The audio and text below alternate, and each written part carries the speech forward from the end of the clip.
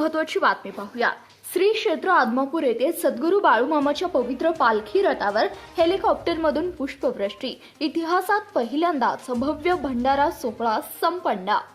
कोल्हापूर जिल्ह्यातील पावनभूमी असलेला श्री क्षेत्र सद्गुरू बाळूमामा देवालय आदमापूर येथे रविवार दिनांक 15 मार्च 2026 रोजी भक्तिमय वातावरणात भव्य आणि ऐतिहासिक भंडारा सोहळा मोठ्या उत्साहात पार पडलाय।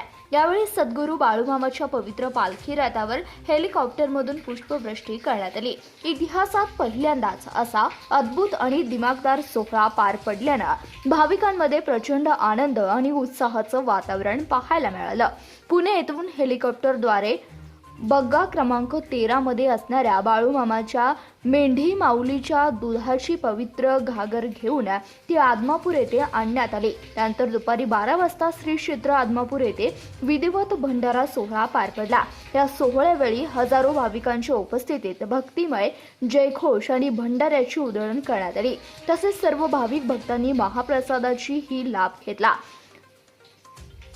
जगाचा मालक म्हणून ओळखले जाणारे श्री संत सद्गुरू बाळूमामा यांचे समाधी स्थान आदमापूर येथे असून ही भूमी भक्तांसाठी अत्यंत पवित्र मानली जाते। बाळूमामाचे मूळ गाव अक्कोळ, तालुका निपाणी, जिल्हा बेळगाव येथे आहे। आदमापूर पासून काही अंतरावर असलेला मेतके देवस्थान येथे बाळूमामाचा प्रसिद्ध खांब देखील भाविकांचे श्रद्धास्थान आहे। या भव्य सोहळ्यानिमित्त बाळूमामाच्या रथाची भव्य मिरवणूक काढण्यात आली। भाविक भक्तांनी मोठ्या भक्तिभावाने भंडाऱ्याचे उधळण केल्यामुळे संपूर्ण बाळूमामाचा दरबार जणू पिवळ्या शालीने नटल्यासारखा उजळून निघाला होता। बाळूमामा की जय अशा जयघोषात वातावरण दुमदुमून गेले।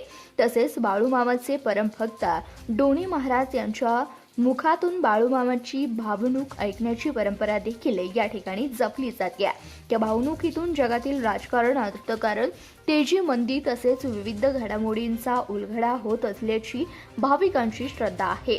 या ऐतिहासिक सोहळ्यासाठी महाराष्ट्र, कर्नाटक राज्यातून लाखो भाविकांनी आदमापूर येथे उपस्थित राहून बाळूमामाच्या जयघोषात ऐच्छिक भंडारा सोहळा मोठ्या श्रद्धा आणि भक्तिभावाने संपन्न केला। संपूर्ण आदमापूर नगरी भक्तिमय वातावरणात भारावून गेली होती। धन्यवाद। प्रतिनिधी शंकर कुंभार, CBS न्यूज मराठी, कोल्हापूर।